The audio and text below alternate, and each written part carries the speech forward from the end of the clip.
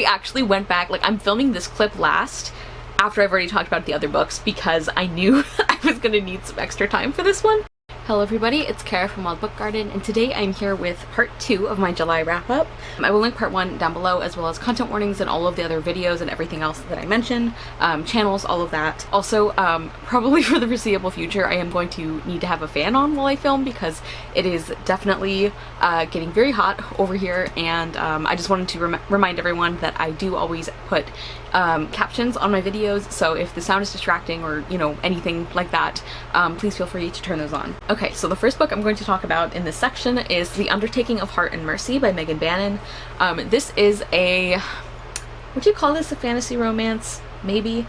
And this is, I feel like this has been getting a lot of good buzz. It was one of my most anticipated releases. Unfortunately, I was really let down by this one. I actually went back, like I'm filming this clip last after I've already talked about the other books because I knew I was gonna need some extra time for this one. Yeah, I'm really disappointed. So this is a dual point of view novel that is, again, like kind of a fantasy romance, and it is a kind of take on the You've Got Mail story, and I'm not a fan of You've Got Mail, but I do really love She Loves Me and The Shop Around the Corner, which are like the things that You've Got Mail is like based on. So I thought there was still a chance I could enjoy this, and alas, I did not. So we're following Mercy and Hart. Mercy is kind of single-handedly keeping her family business afloat, which they are undertakers, and in this fantasy world there are like that is an especially important job because of dead people being able to come back as these like horrible creatures. So being an undertaker is a very important job, and Mercy really loves it. Like she takes her job very seriously, and it actually brings her a lot of peace and fulfillment, like knowing that she is helping these grieving families in some way. And then Hart is our male lead, and he is a, what is he even called? He's a marshal. So his job is basically like patrolling and keeping everyone safe from these like dead creatures that can come back, and bringing in any like dead bodies that they found to undertakers. And the two of them hate each other, of course. Mercy gets an anonymous letter that really resonates with her, and so she writes back, not thinking anything is going to come of it, but it does. They end up starting this correspondence, and of course it is Mercy and Hart who are writing to each other, but they don't know that. And they end up really connecting with each other and finding a kindred spirit and beginning to really care about this other person, not knowing that this is somebody they already know and despise. So as I said at the beginning, I would just really did not like this. I'll start with the things that I did like, because this isn't like the worst book I ever read or anything. I did really like some of the side characters, specifically like Mercy's family. I really liked her siblings, or I thought they were very interesting, very well done, and also a young marshal who Hart ends up kind of being the mentor for. I ended up really liking him as well. I also thought the like afterlife and like other kind of beliefs in this book were really interesting, like the kind of religious elements and like grieving practices and all of that. I thought that was all very interesting, and I really liked learning about that. I also, in terms of the romance, I thought that the sex scenes themselves were actually very well written, and you guys know I'm very picky with those, so I was impressed with that. And then also, one thing that I do really like is that this book changes one of the things that I have the biggest issue with You've Got Mail. Arguably the reason I do not like You've Got Mail. This book actually changes that, which I really appreciated. So there were some good things, but like overall, I really didn't like this. I almost DNF'd and unhauled this book like 3 or 4 different times. And yes, but I did finish it. One of my big problems is that this is the absolute like dumbest iteration of Hate to Love. And I maintain that books like this are why a lot of people think that they don't like Hate to Love, because this book does it so badly, in my opinion. It's the kind of Hate to Love where like the like anger that these people feel for each other is like so strong and visceral, but also ridiculous because there's no good reason for it. And like having the characters recognize that there's not really a good reason for it, or they can't really remember why, does not make it better. Like it was so over the top, like and it made no sense. There was absolutely no reason. Like I understand like bad first impressions of people, but this was like to the point of being absolutely absurd. So yeah, I hated the Hate to Love element. Just the romance in general really did not like. Like I mentioned that the, you know, the intimate scenes themselves were well written, but the actual like relationship really didn't work for me. And part of that also, just in general, I don't love when book characters are like obsessively dwelling on how hot the love interest's body is. Like, I just don't find that as interesting. It's like, can we actually develop the relationship rather than just hearing over and over about how hot this person is? Because that feels pretty shallow, if that's like the only thing that you're kind of like thinking about with this other person. But I also specifically hate how in this book we have that like obsessive focus on this other person's body, but it's specifically from Hart to Mercy in a way that felt very like uncomfy and objectifying. Like, Mercy does do it a little bit to Hart, but like the specificity was disturbing. Like, the number of times that we hear about Mercy's like generous hips and like the curves of her body, and like she's wearing this like, I don't know, like these overalls or something, but like Hart can barely think because he's so horny. Like, it just felt like a little weird and like inappropriate. And also something that made it extra uncomfortable is that like Hart cannot stand Mercy. Like, neither of them can stand the other. They say some pretty nasty things to each other. They're not, it's like a disrespectful hate to love. I always use this example, but like, you know how in Much Ado About Nothing, Beatrice and Benedict hate each other for some of the play, but they still kind of have that underlying respect for the other person? Hart and Mercy do not have that here. So like, what made the body obsession thing creepier for me is that this whole time, Hart fucking hates Mercy. Like, cannot stand her. And yet, he is so distracted thinking about how much he wants to bang her. I don't like that. I really didn't care for that, and that was one of the reasons why I didn't like Hart as main character. Like, it took me a while to warm up to him, even a little bit.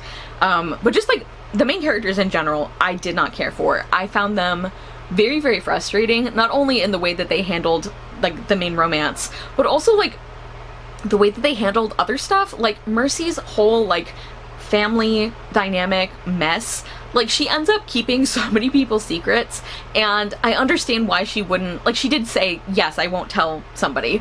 So I understand her not wanting to break her promise, but there were so many times where it's like, I feel like there is still a way you could have had a conversation around the issue, and she just didn't. So I just found like it very frustrating to follow them, in addition to I hated every time these characters worked together in person, until maybe like the last like third of the book or so, because like their banter was not enjoyable.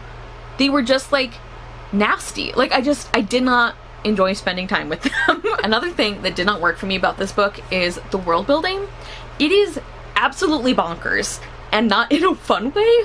Like, I think it's supposed to be like interesting and quirky and like jarring, but in like an intentional way, and for me it just did not work. So it's vaguely like Wild West flavored, but then also there's like a lot of like swamp stuff, because like they drive boats like cars, but then also there are like zombies and stuff, but then also there are like these two different sets of gods, but then also there are like these giant talking animals that deliver the mail.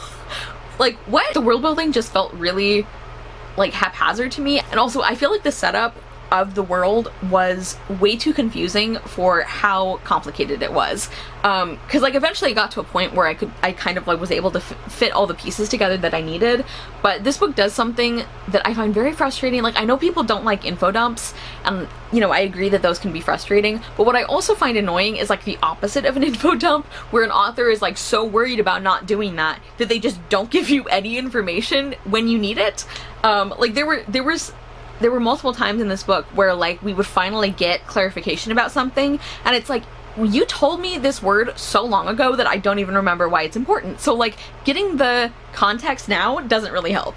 So like, I found just the world building frustrating, in addition to being like not my favorite, just like very messy combination of things. Also, I really did not care for the way that misogyny was like viewed as humor in this book. Like, some of it from Hart, but then some of it just like in general in the story. Like, one of those like giant animal mail carriers is this like rabbit who I could not stand.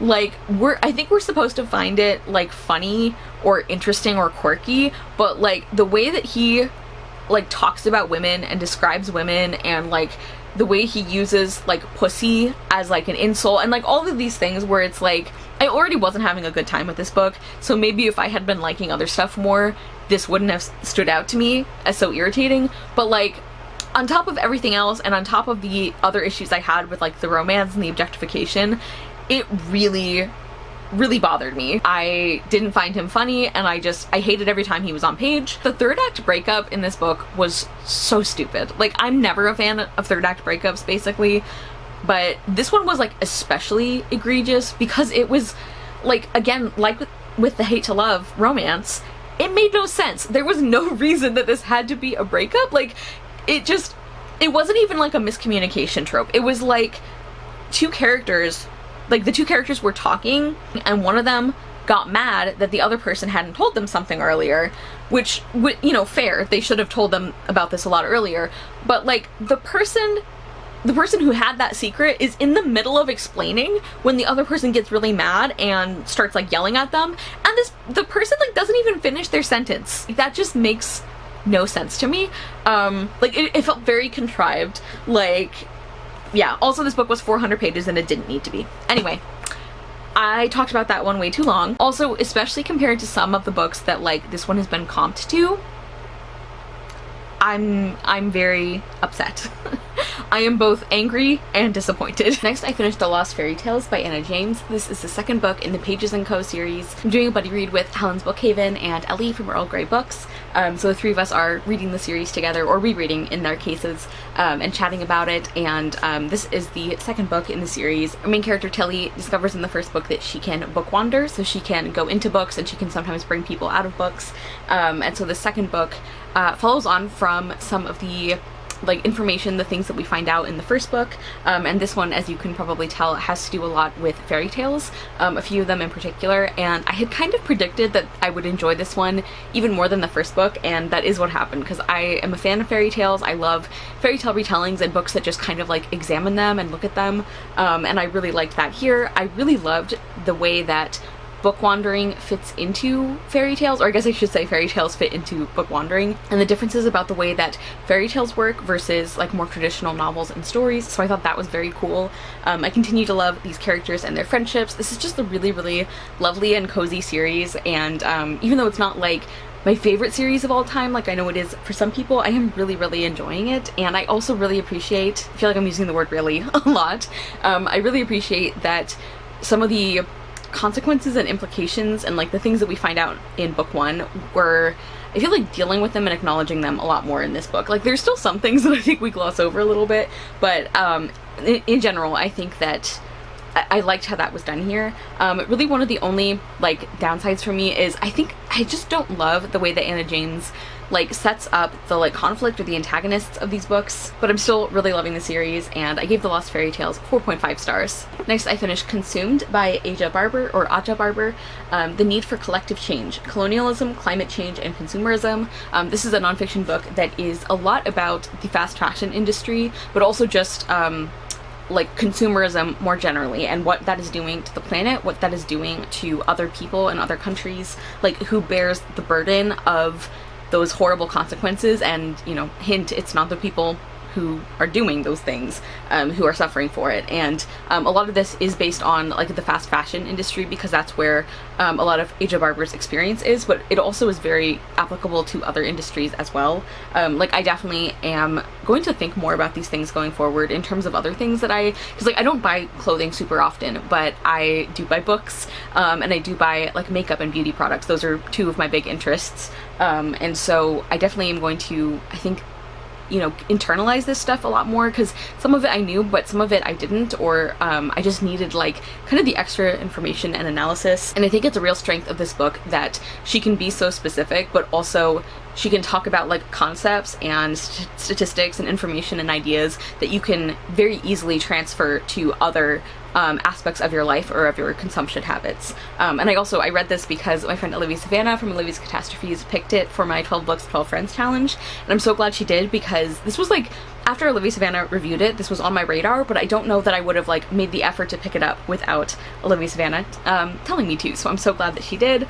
And yeah, like in terms of the structure or like the overview, there's three big sections. So part one is kind of like what happened and how we got here, and then part 2 is like what to do about it, basically, like things that you can change or like things that we should pressure other people to change. I really enjoyed Barbara's writing. It's very approachable and engaging and interesting. Like there's places where she's, you know, a little more casual and conversational, but it's still very informative. You know, I think there's like sometimes we can think of approachable nonfiction as like not having as much usefulness or not having as much good information, and that's absolutely not the case here. And I also think that she did a fantastic job of discussing responsibility and who bears responsibility for various things, and also like acknowledging that people have different resources and different choices. So like there's no like one size fits all, everybody should be able to do this. And I think that's so important in a book like this. And one of the points she makes is that for a lot of like Western consumers,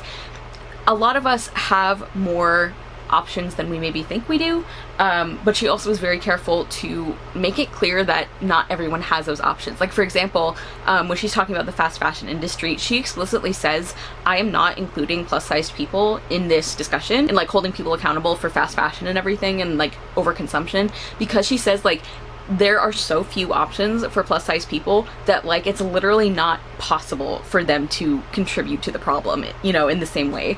So stuff like that I think is really important. I think the organization of this book is great. It's funny because in my currently reading update I was talking about like, oh yeah, the beginning kind of reads like a little bit like a New York fashion memoir kind of thing. I feel a little bad because as soon as I got past that like little part at the beginning, the rest of the book was not like that at all. So disregard that. Like this is really not like a fashion memoir or anything. I think she does a good job of like integrating her personal experiences in everything, but yeah, it's just that one section that threw me off a little bit. But I highly recommend this. I got a lot out of it, and I'm again very glad Olivia Savannah picked this for me to read, and I gave Consumed 5 stars. Next I finished House Perilous by Tansy Rayner Roberts. This is the second book in the Sparks and Filters series, which is a loosely historical fantasy series. I think it's set in the Victorian era, but there's like fairies involved, and there's like there's a little tiny bit of like steampunk in it as well. It's kind of hard to explain like the genre blend, but I really like it. And so in the first novella, we're following Flavia as our main character, and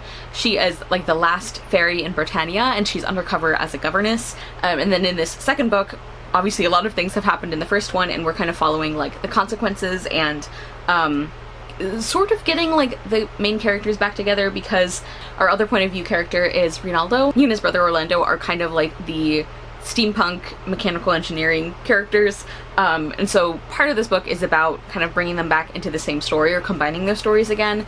And I did enjoy this. I didn't like it as much as the first volume, partly because I expected from the summary of this one that a lot of this book was going to be about Flavia and Rinaldo, and I guess Orlando, kind of like finding their way through this enchanted house that is like a little too powerful, like a magical house that is trying to keep them out, basically. And so I thought a lot of it was going to be about these characters being together and finding their way through this magical house, and that's really only a very small part of this book. And I also am kind of confused about like whether there's a romantic element or not, because in the first volume I thought that maybe one of the characters was, you know, possibly like demi-romantic and or demisexual, and that they were maybe going to be a love interest. And then in this volume we get some more information that's like maybe that's not the case. So I don't know. Basically I'm like, should I be shipping this or not? And obviously I don't want to go against like somebody's identity, so I'm just a little unclear on that, because a lot of the interactions between these characters I thought were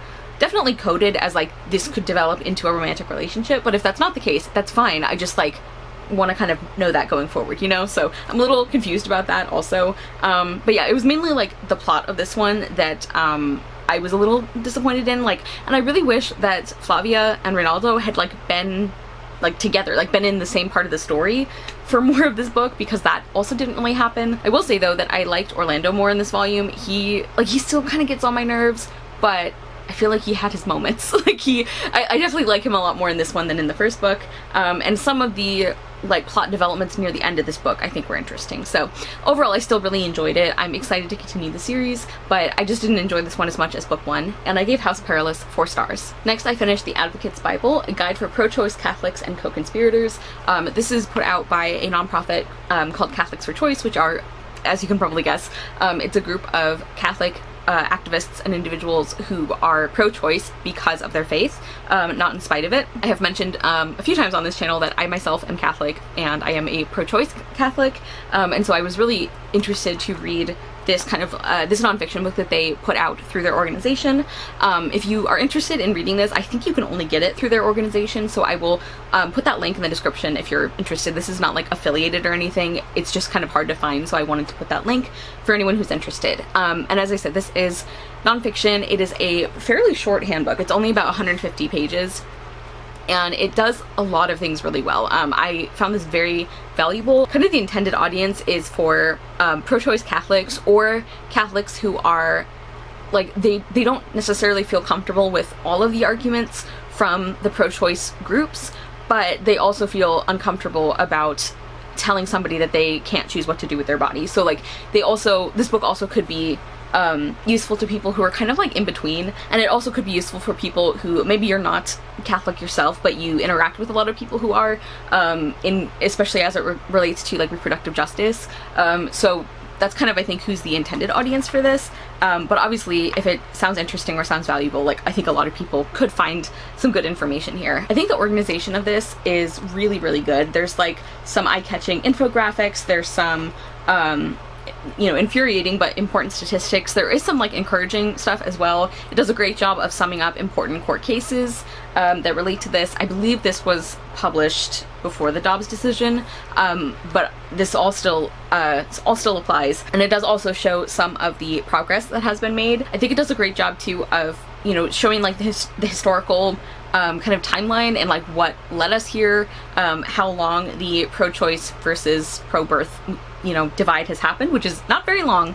That's one of the important things this book covers, is that the life begins at conception thing is not only not in the Bible anywhere, but it's a very, very, very recent argument, like within the last few decades. So there's a lot in this book that is about like history and background, but then also a lot of like practical information and applications. There's a lot of myth busting around like reproductive rights and justice. I also like that the writers, or like the team behind this book, they do a really good job of using inclusive language throughout, because obviously it's not just women who need reproductive health care. So yeah, I thought this was really, really fantastic and very informative. I did want to mention just like a few kind of bullet points of things that I think this book did a really great job of like addressing or analyzing, or like important points to include that they did.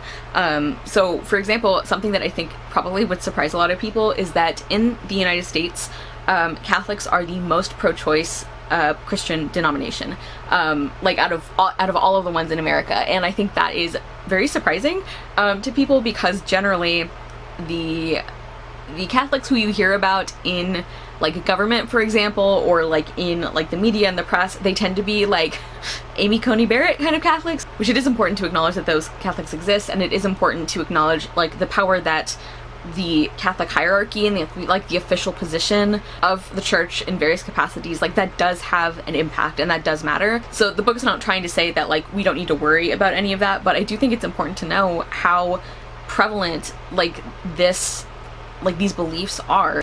Also, like I mentioned, the fact that the life begins at conception thing is nowhere in the Bible. In fact, the Bible does not mention abortion at all, anywhere, in any capacity. Another big thing that this book does that I think is so important is it talks about the history of the like pro-life or pro-birth like movement, and how recent that is, and also the fact that it came about because conservative politicians were trying to milk more votes, and after school segregation became less politically popular, they needed a new issue. So they manufactured the abortion debate, which was not a debate before this.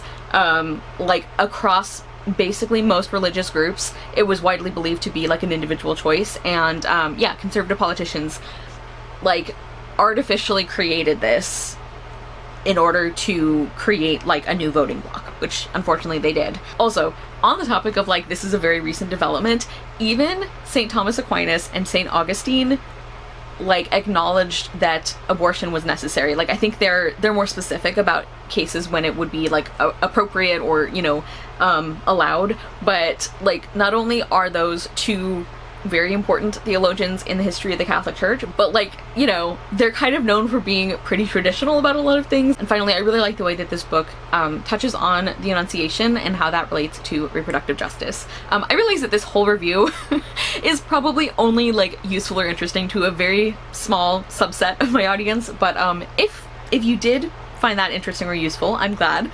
But yeah, I thought this was really, really fantastic. I think it's a very important resource. I kind of talked about at the beginning of my review, like who I think the intended audience is for, or who they say the intended audience is for, but like, I think a lot of people could get some good information out of it. I think especially if you are a pro-choice Catholic or you work with a lot of them, or maybe you're not quite there, but you're kind of uncomfortable, you don't know where you fit. I think those people especially could get a lot out of this, but yeah, I gave The Advocate's Bible 5 stars. Next, I finished a reread, and that is Elatsoe by Darcy Littlebadger with illustrations by Ruvina Kai, which the illustrations are absolutely beautiful. Yeah, so as I said, this is a reread, and this is a super interesting genre blend. It's kind of an alternate contemporary fantasy because it's set in an alternate United States where there are all these different like creatures and beings. So there's like vampires and fae, but there's also like Native American like beings or creatures, and those are like everybody knows about them. Our main character is Elatsoe, or Ellie, and she is Lipan Apache, as is the author. And this is such an interesting like murder mystery, as well as, you know, like an alternate contemporary and also like a fantasy or paranormal. And the reason I think this is such an interesting mystery is because we actually know who the killer is. And so for the whole book, we're really just trying to prove it and trying to bring this person to justice. Because at the very beginning of the book, Elatsoe is visited by her cousin in a dream, and he tells her that he has been murdered, and he tells her who the killer is. And so Elatsoe and her friends and family have to figure out a way to prove it and to bring this man to justice. I should have mentioned that Elatsoe can raise the spirits of the dead. Like she has a little ghost dog companion. I love this book so much. I loved it just as much on reread. This was one of my favorite books the year I read it for the first time, and I just think it is so well executed. I love Elatsoe as a main character, and I love just the characters in general and how complex they are. I love her best friend Jay. He is just like, what a little sunshine bean. I love him so much. And I also really love the family relationships, and like the fact that the conflict doesn't come from Ellie's family not believing her. Like, they will disagree about the best way to go about things, but we don't waste a lot of time with people thinking Ellie doesn't know what she's talking about. And then likewise, I really like that Ellie listens to other people too. Like, she doesn't make those like classic stupid main character decisions, you know, because she recognizes that like people in her family and in her community, especially elders, like they know what they're talking about, and there is a reason that they are telling her these things. So I enjoyed that. I really loved the elements of Apache like storytelling and like history and culture that we see here. I really loved like the plot of this one, and like the combination of like the mystery and all these other aspects, as well as with the themes. I really like the way that it's an engaging plot and story and like mystery, but also I really like what that says. So yeah, I just thought this was fantastic. I once again gave Elatsoe 5 stars. Oh, and I also want to mention that I feel like this had a really nice amount of like spookiness or creepiness. Like there's a little bit of it. I think the atmosphere, and there's like a few scenes in particular that where the creepiness is like really well done, but I definitely wouldn't call this like a scary book overall, which is lucky for me because I'm not a fan of those usually. And then finally, the last book I'm going to talk about in this section is Weve Got to Try by Beto O'Rourke, How the Fight for Voting Rights Makes Everything Else Possible. This is a very short nonfiction book that is about what it says in the title. It's about the importance of voting rights, and O'Rourke's argument is basically why voting rights is not something that we can put on the back burner. And I actually listened to this on audio. The audio is narrated by the author. I thought he did a really great job of narrating his own book. Like I saw some people saying like in reviews that like the writing style sometimes felt a little bit dry to them. I didn't feel that at all. Maybe that was helped by the fact that like, you know, if the author, like he's reading his own like writing, so I feel like he did a great job with that, and it felt very engaging. I just wanted to mention that. And yeah, I thought this was really interesting and very valuable. Like, I came into this knowing that like I already agreed with the premise, yet I still found a lot of really important and valuable information here. Some things I didn't know. Like, he talks a lot about like specific like examples in the past of what of like, you know, voting rights victories and then setbacks, and then also like, you know, near misses, positive and negative. A lot of them are specific to Texas history, but I think there are other examples he uses as well. I should mention also for, you know, maybe non-US viewers who aren't aware, Beto O'Rourke is a progressive politician in Texas. I really liked the historical examples and like learning more about that history, and I thought he did a really good job too of kind of balancing the like realism and the, you know, acknowledgement of how bad things currently are in the US with voting rights, but then also like the hope that we can do better, that we are doing better, or that like there are things that we can do, because I think that's important to make people take action, is to like give them hope that it's even possible, you know? Like that's just like a practical thing in my opinion. And I thought he did a good job of balancing that while also not like sugarcoating, you know, how dire things are. And one of the things that I thought was most interesting and useful, like one of the points he makes here, is like it's not all or nothing, you know? Like it's not like we have a period of absolutely perfect forward progress, or there's no hope and, you know, we can't get anything done, nothing good will come of this, like don't even try sort of thing. Like the title of the book is We've Got to Try, which is from a quotation he talks about a lot. And I just think that's really, like, that was one of the things that I took away from this book most, that like, you know, the ebb and flow of history is often very infuriating, you know, to see these setbacks. It is incredibly disheartening. Like a lot of people are harmed when those setbacks happen, but he also makes the point that like some of these really great, like these really incredible successes are things that like if you looked at the general kind of political tone, probably nobody would have thought that that could even happen, you know, that that was even a possibility worth shooting for. I hope I described that well, but anyway, so I thought this was really well done. I do think, like, I agree with other reviewers that it's a little light on like practical suggestions. Like I think the book is mostly trying to be like a history or like an argument for why it's important, but I think that even just adding a few sort of basics about ways that you can, you know, help make this happen, I think that would have benefited this book a lot. And then also I just personally was less engaged with the sections of this that were like more specific about you know, campaigns that he was on, that he's like when he was in office or when he was running for office. I do think he did a good job of like connecting those to the other topics, but I just didn't find those sections as like interesting or as like, I don't know, as like important to the like argument he was making or like the book in general. But I thought this was well done, and I gave We've Got to Try 4 stars. Okay everybody, so that was the next group of books I read in July. Please comment down below, let me know if you're interested in any of these or if you've read any of them. Let me know let me know a letdown that you've read recently. Thank you guys so much for watching. I will see you soon with another video, and I hope you love the next book you read. Bye!